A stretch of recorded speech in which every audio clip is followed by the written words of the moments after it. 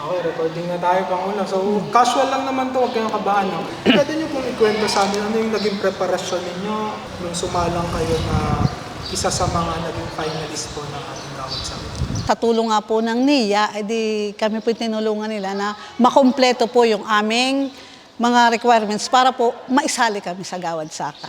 Ibalik nyo nga po kami dun sa moment na tinatawag na yung pangalan niya na one of the recipients of finalist of Gawad Saka, Inyong Butil. Ano po yung naramdaman niyo nun? Pag akyat ko po ng stage, masaya ako. Ay pero...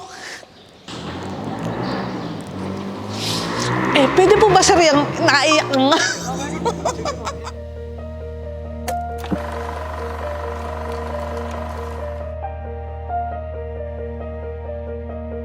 Ang amin pong samahan ay binubuo ng 132 members at may 188 hectares po. At ito po ay nasasakupan ng Silangang Mayaw at Mayaw Parada. Ito pong gininto ang butil ng Santa Teresa IA.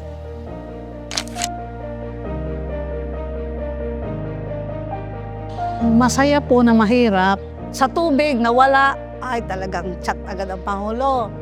Sa basurang tambak, chat din ang Pangulo. Kumbaga po ay talagang mahirap pero masaya po naman at pag po kami ay sama-sama, kami po ay masasaya. Ang akin po namang mga ka-office, yung mga ka-officer ko ay sila po na may kada tawag ay nandyan at sila po ay masisipag. Sa tulong nga po ng NIA, edi kami po tinulungan nila na makumpleto po yung aming mga requirements para po maisali kami sa Gawad Saka. Kung hindi po sila, ay hindi rin po kami mananalo.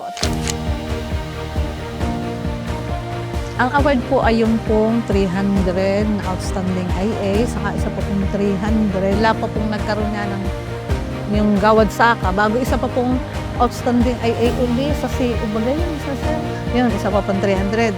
Na ito pong isang 300 ay nasa livelihood nga po namin sa baboy.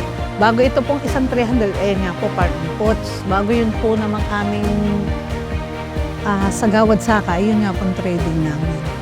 Pag akyat ko po ng stage, masaya ako. Ay pero, nang pong tinanggap ko na. Mula po sa Quezon Imo 4A. Kasama ang kanilang IA President Ms. Alicia A. Lambot, ang kanilang Imo Manager, Engineer Roman M. Aviles, at ang kanilang Regional Manager, Engineer Roberto J. De La Cruz. Bakit nung ako'y pababa, iyak ako ng iyak. Dahil po sa tuwa. Hindi po namin akalain na mananalo kami.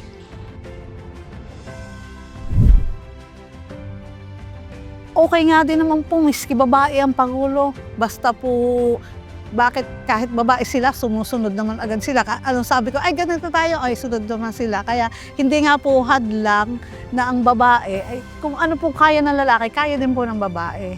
Equal na ang lalaki at babae ngayon. Hindi na pwedeng ang babae sa bahay lang, hindi na pwedeng walang gawa ang babae. Talaga pong lahat ay kinakaya na rin ng mga babae.